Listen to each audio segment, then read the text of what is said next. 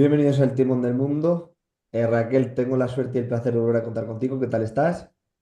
Muy bien, encantada de estar aquí. Y bueno, por primera vez se pasa Lorena Ruiz, periodista. Lorena, ¿qué tal estás? Muy bien, muchas gracias por la invitación. Muchas gracias a ti por tu tiempo. Vamos a hablar de otro caso. Hoy toca Eva Blanco. Lo va a contar Lorena y luego Raquel pues va a ofrecer su análisis. Y Lorena, pues cuando quieras, empieza, por favor. Bueno, pues nos situamos en el pueblo madrileño de Algete en la tarde del 19 de abril de 1997. Eva Blanco está con sus amigas jugando al tenis y deciden que esa misma noche quieren salir de fiesta. Llega a su casa y le comenta la idea a sus padres y sus padres le dicen que vale porque confían en ella, saben que siempre va a llegar a la hora que le digan, pero le dicen que tiene que llegar a casa antes de las 12 de la noche. Ella accede y se va de fiesta. ¿Qué pasa? Que en esta fiesta tiene una discusión con su novio y lo dejan. Y a las 11:30 de la noche se van con sus amigas a sus casas, porque eso se encontraba eso, en una discoteca del pueblo. Eva, pues en ese momento estaba triste y solo tenía ganas de llegar a su casa. Y a las 12 menos cuarto de esta noche se separa de sus amigas, de una de sus amigas, en un descampado, que era pues un atajo para poder llegar antes a su casa y que era un atajo que todos conocían en el pueblo porque todos los estudiantes lo cogían para poder llegar antes al instituto. A todo esto hay que tener en cuenta que Eva Blanco tiene 16 años, es decir, está en primero de BU, por lo que hoy conocemos como tercero de la ESO, es decir, es muy joven.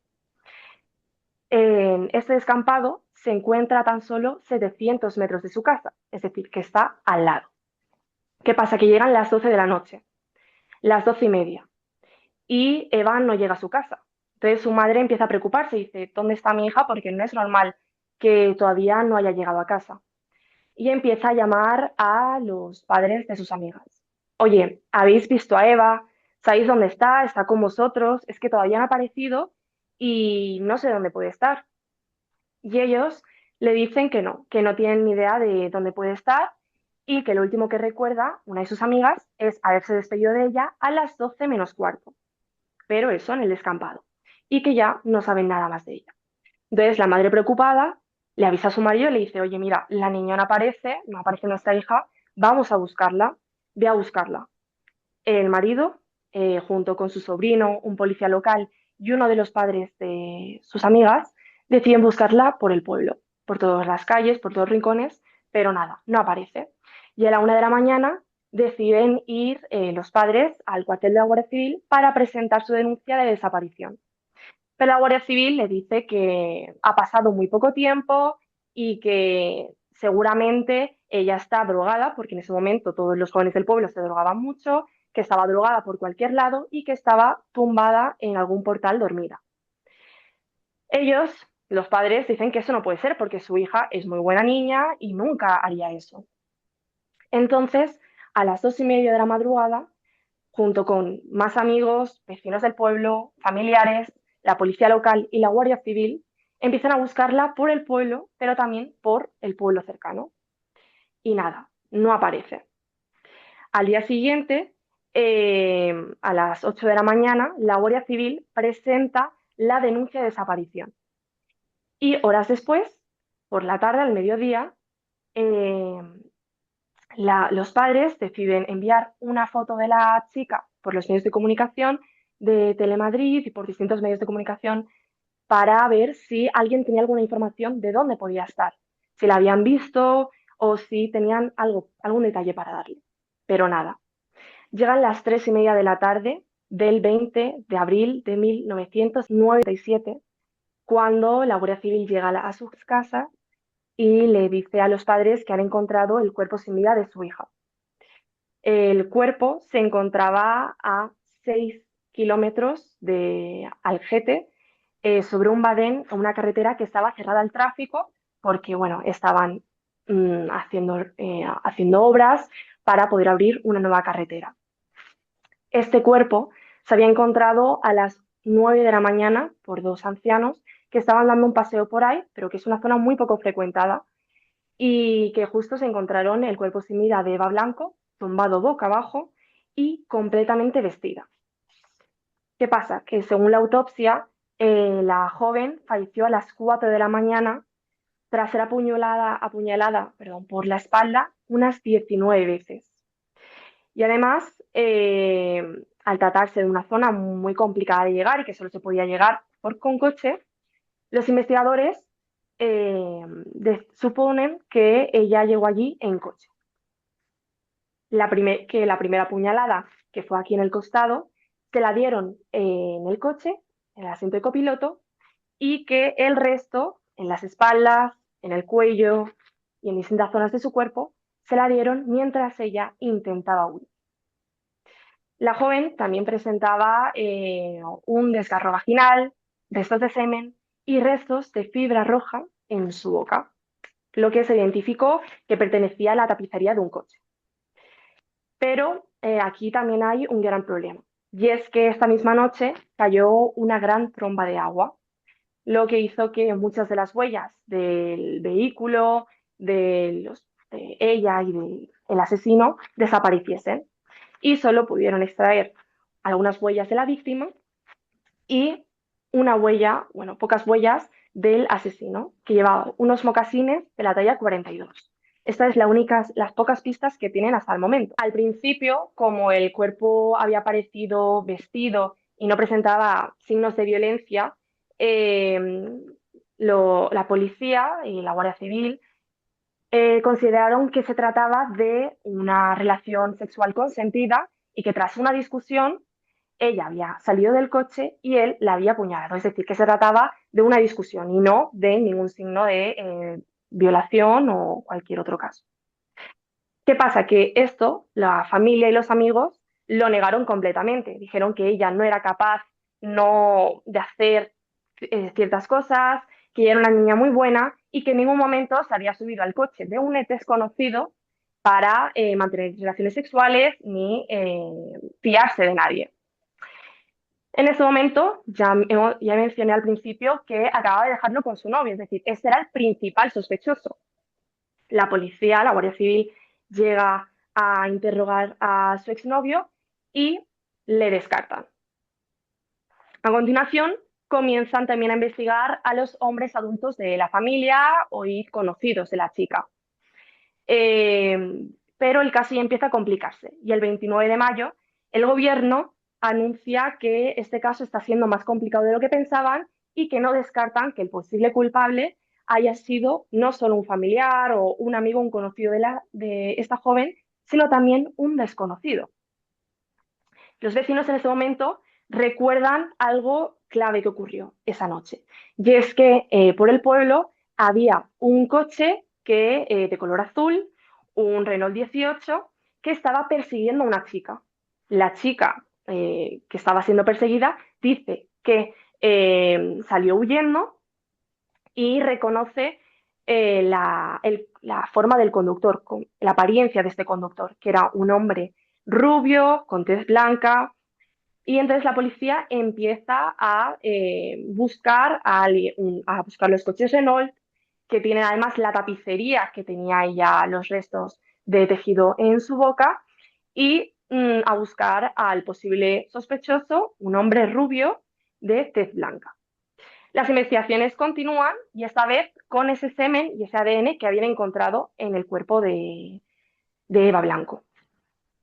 Y empiezan a buscar, en busca de una coincidencia, comparando con el ADN de su familia. ¿Qué pasa? Que en un momento se le dice directamente a la familia que necesitan necesitan su ADN para hacer esas comprobaciones, sino que cogen restos de su ADN, pero de forma silenciosa, sin que ellos se enteren. Es decir, el padre está fumando en la puerta de un bar y tira el cigarro y ellos cogen ese cigarro y analizan esa prueba de ADN. El tío está en el bar tomando un café y cogen ese vaso para coger ese resto de ADN. Y aquí es donde el padre se entera que está sucediendo todo esto y que él no es sospechoso, porque han comprobado su ADN y no se semeja al del culpable. No sé, Raquel, si quieres decir algo sobre esta situación. Sí, aquí, bueno, una de las cosas, el tema mediático, que las versiones al final pueden venir muy bien, pero también es verdad que pueden entorpecer mucho una investigación. Y con el tema del ADN, que ya lo desarrollaremos después también, es verdad que ahí hay un problema, porque se presentó mucha gente voluntaria, luego la fiscalía lo revocó y es verdad que recoger el ADN de la familia sin su consentimiento podría haber supuesto un problema de cara al juicio. Entonces, esto sí que es un punto bastante importante. Claro, yo ahora iba a comentar justo esa recogida de pruebas de ADN de forma voluntaria. Y es que cuando el padre se entera de esto, decide hacer una campaña junto con el apoyo del alcalde de que todos los varones mayores de 16 años de este pueblo y de localidades cercanas den de forma voluntaria restos de su ADN, pelo, algo para que pueda compararse y ver si son sospechosos.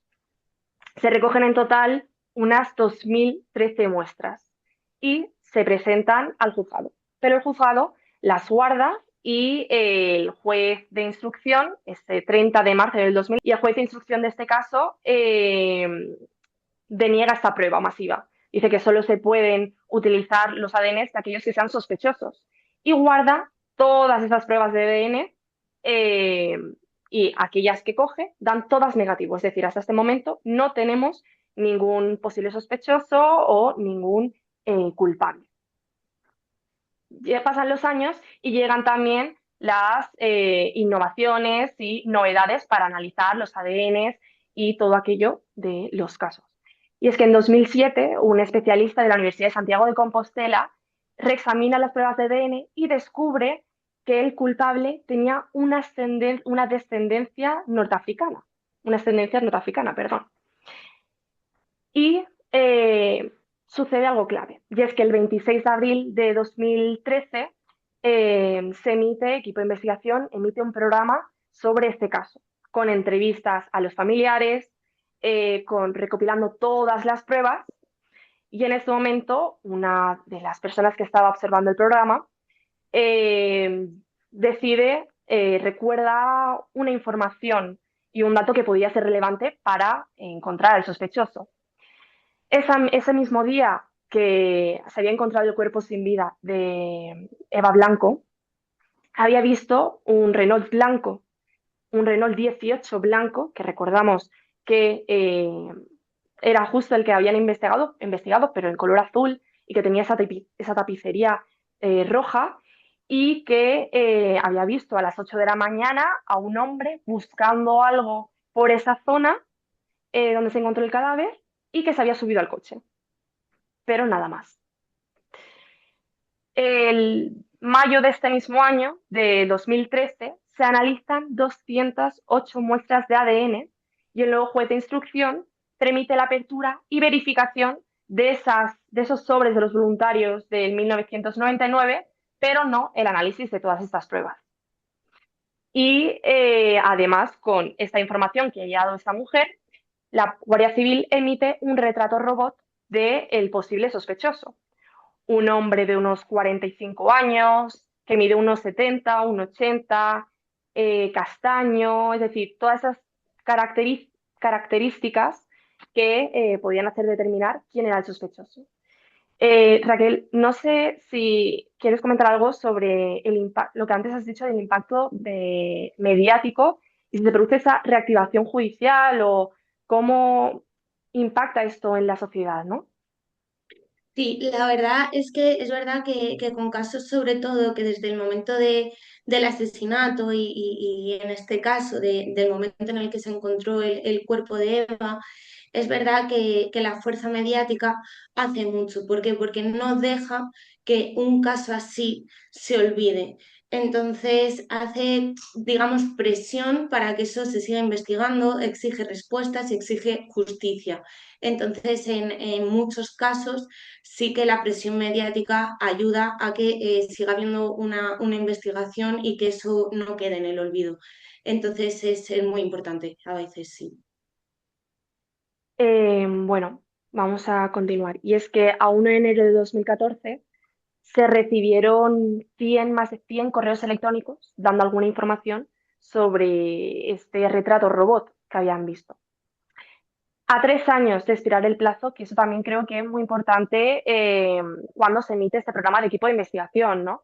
Porque no es solo ese impacto mediático, sino también que queda muy poco para que se cierre el caso, ¿no? Eh, pues a 3 años de expirar este plazo para la prescripción de este delito, la Guardia Civil decide solicitar un nuevo estudio de la muestra genética con las nuevas tecnologías y teniendo en cuenta pues esa ascendencia norteafricana. De las 2.000 muestras que se analizan, se solicitan otras 300 nuevas a los norteafricanos que en ese momento, en 1977, vivían en Algete, pero que lo den de forma voluntaria. Entonces comienzan a llegar muestras y aquí es donde llega la más importante.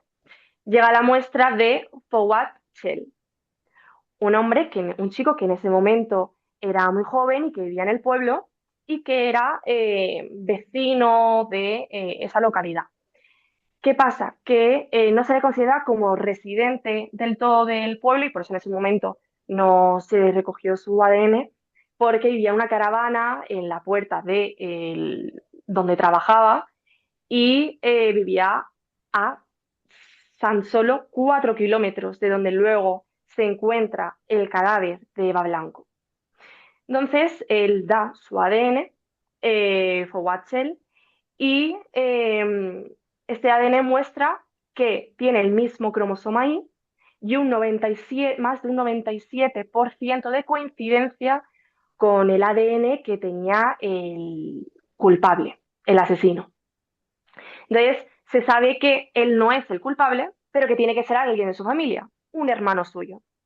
Y aquí es donde encontramos a Ahmed Chel, que es el hermano de Fouad Chel. Él había vivido en ese momento en el pueblo y se mudó a Francia. El 1 de octubre de 2015, Ahmed Chel es detenido fuera de su trabajo al este de Francia. En el momento del asesinato tenía 34 años y él y sus hermanos no fueron, pues eso, incluidos en la investigación porque no vivían, no se les consideraba como residentes de ese pueblo. Chel afirma conocer a Eva Blanco, haber estado con ella la noche del crimen, justo en la discoteca, que ella salió, habló con ellos y les contó a él y a sus hermanos que había discutido con su pareja, que la acababan de dejar y ella vuelve dentro. Pero en ese momento él no vuelve, supuestamente, él no dice nada de volver a verla después de esa discoteca. ¿Qué pasa? Que el entorno de este culpable, su exmujer, la gente que le conocía del pueblo, dice que él cuando bebe se vuelve violento, es decir, que le convierte como, eso da una pista de qué podría haber ocurrido aquella noche. El 9 de octubre, tras un intento de suicidio allá en Francia, le trasladan a la base aérea de Torrejón bajo una custodia de la Guardia Civil y se le detiene en Sotel Real tras hacerse una prueba de ADN, porque su abogado le aconseja que se la haga, y coincidir en un 100% con el ADN que tenía la víctima. ¿Qué pasa? Que poco después, el 29 de enero de 2014, se suicida usando los cordones de sus zapatos y poco antes de ser juzgado y sin una respuesta clara. ¿Por qué? Porque en ningún momento cuenta lo que sucedió aquella noche. Él dice que él contó que le obligaron a mantener relaciones, pero sin penetración, es decir, eyacular sobre la víctima y el ADN que tenía ella dentro del cuerpo no dice lo mismo. Entonces, aquí es donde se cierra el caso, pero también siguen esas dudas de qué pasó realmente aquella noche, ¿no? Porque cómo podríamos, se puede cerrar un caso aunque queden ciertas cosas, Raquel. Realmente esto, claro, está cerrado desde un punto de vista policial.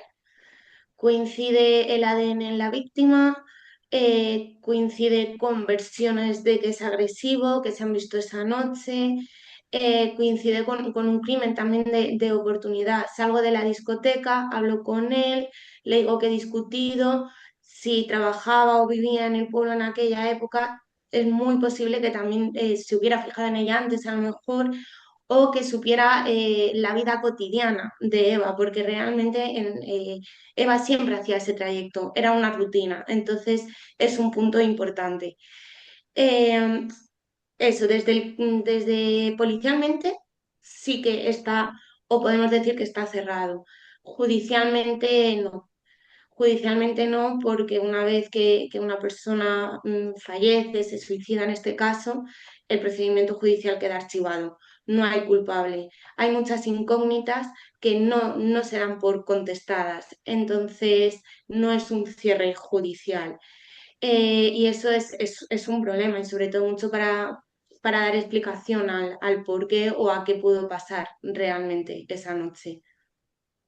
¿Y por qué, perdón, por No, qué di. 40 años más tarde es cuando por fin se encuentra al culpable, ¿no? Esto también es algo interesante de analizar.